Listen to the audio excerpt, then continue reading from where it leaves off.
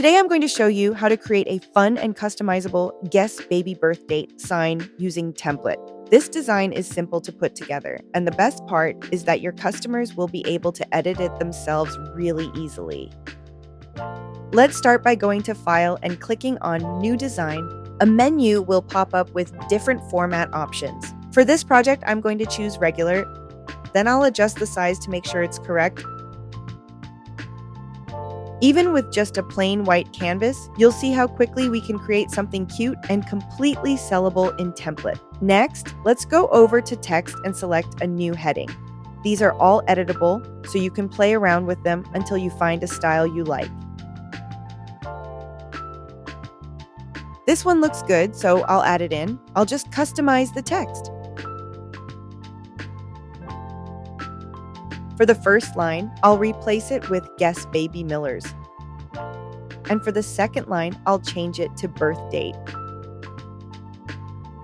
I'll also switch the style of the second line from curved to regular so it sits nicely underneath.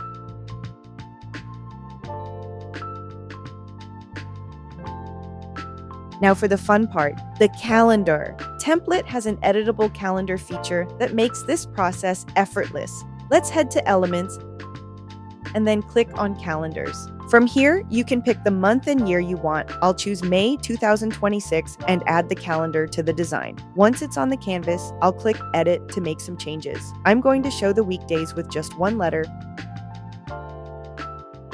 Make the background a little transparent.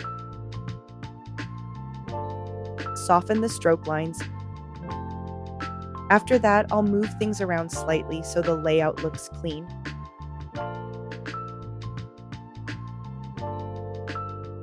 We can also add the month. I'll duplicate this text, change it to say May, and place it right inside the calendar, right here.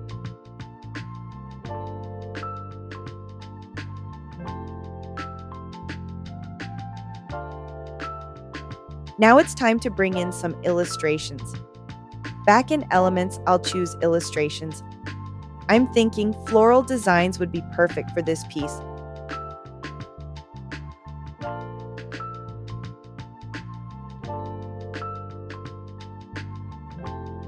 This one looks really nice, so I'll add it in, position it carefully,